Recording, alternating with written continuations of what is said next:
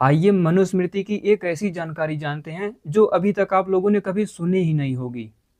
मनुस्मृति मूल में देखें तो इस समय 2600 श्लोक हैं, लेकिन दावा करने वाले कहते हैं कि सब मिलावटी है। कोई कहता है कि 500 श्लोक वास्तविक हैं, कोई कहता है कि 1200-1300 श्लोक वास्तविक हैं।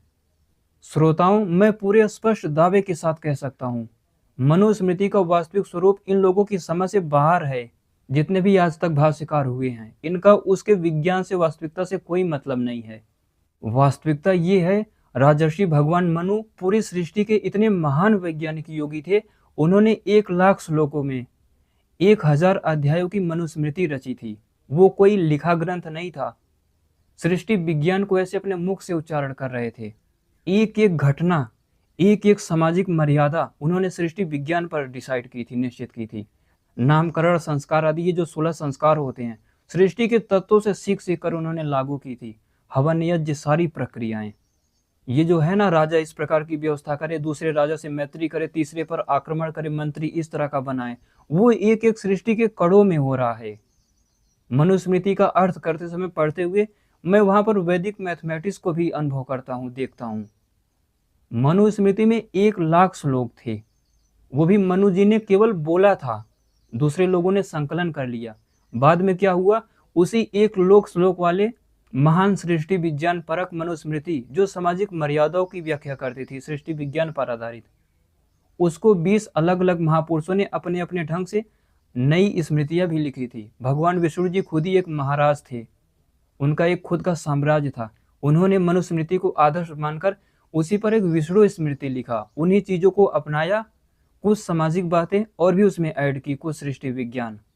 इसी तरह बृहस्पति आदि भी ऋषियों ने, जो सृष्टि के आदि में हुए थे, सबने उसी मनुस्मृति की अलग अलग ढंग से व्याख्याएं की।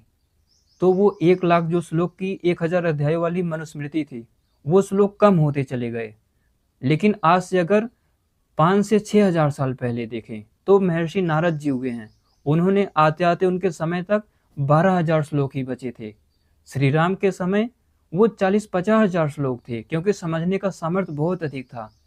लेकिन बाद में देखें तो 12,000 श्लोक बचे थे।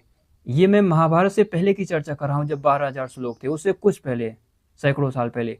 लेकिन अगर महाभारत समय की ही चर्चा करें व्यक्तिगत, तो एक भृगु ऋषि नाम के व्यक्ति थे। भृगु नाम के कई ऋषि हो चुके हैं। जो सबसे पहले थे वो तो सबसे बड़े थे, लेकिन जो ये थे, ये भी ऋषि थे। इन्होंने उन 12,000 श्लोकों को 4,000 श्लोकों में बदल दिया, जो कि आज 2500 से 2600 श्लोक मिलते हैं।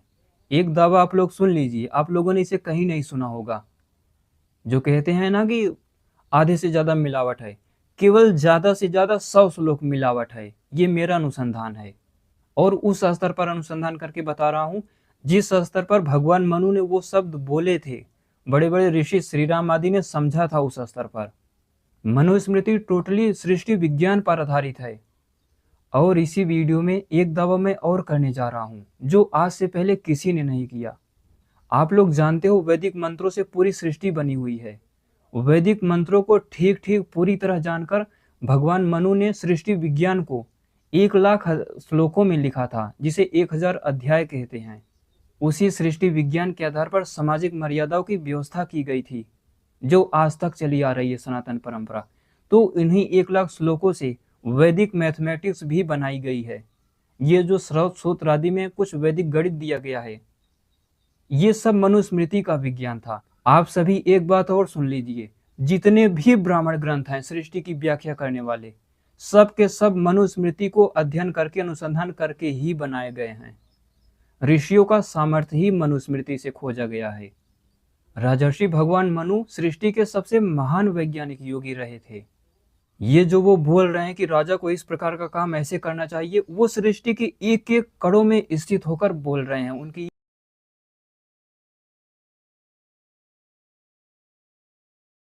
आज लगभग 2500 श्लोक प्रमाणिक हैं। मैंने देखा था लगभग 97 या 98, ऐसा कोई संख्या है, मैं बता दूंगा बाद में।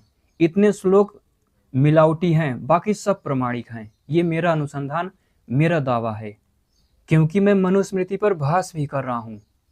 जब मैं मनुस्मृति का नाम लूँ तो आप लोग सामाजिक मर्यादाएं अभी मत समझो, आप सृष्टि विज्ञान समझो। सृष्टि विज्ञान पर आधारित भगवान मनु ने व्यवस्था का निर्माण किया था। एक बात मेरी हमेशा स्पष्ट रूप से याद रखिएगा, मनुस्मृति और वेदों के अतिरिक्त ये भी ग्रंथ नहीं, मौखिक रूप से मनुस्मृति और वेदों के अतिरिक्त सृष्टि में कुछ भी नहीं था। ना तो कुछ प्रयोग आदि था, ना तो कोई ग्रंथ थे, और दोनों एक अलग अलग चीज है। सबसे पहला ब्राह्मण ग्रंथ या वेदों का व्याख्यान माने तो वो मनुस्मृति है। वेद कहे या फिर सृष्टि, सृष्टि का कोई भी वैज्ञानिक ग्रंथ सबसे पहला माने, क्योंकि वेद तो सृष्टि हो गया, उसे हम ग्रंथ नहीं कहेंगे। तो उसके अतिरिक्त कोई सृष्टि का सबसे पहला ग्रंथ है, वो है मनुस्मृति।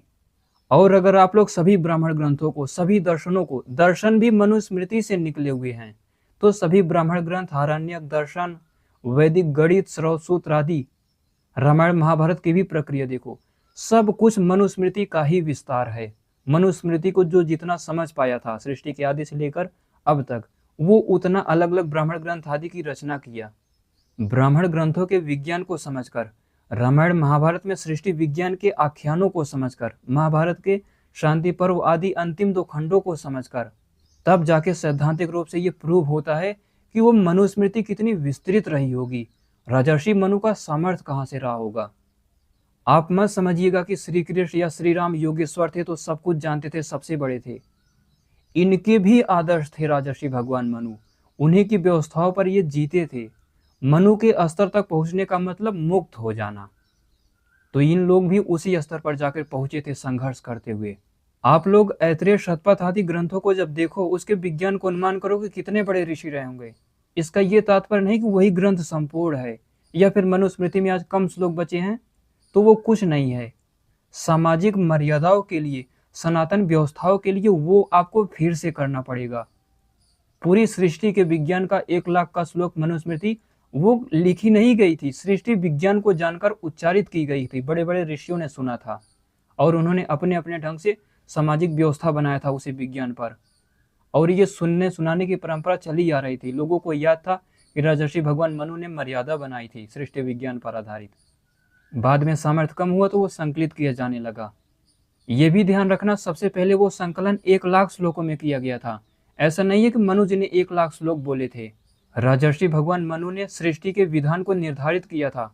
उस समय आप नहीं कह सकते कि 1 लाख श्लोक थे। वो ऐसे ही जैसे मैं हिंदी में व्याख्या कर रहा हूँ, वैसे वे संस्कृत में उच्चारित कर रहे थे सृष्टि विज्ञान। वो श्लोक नहीं बोल रहे थे।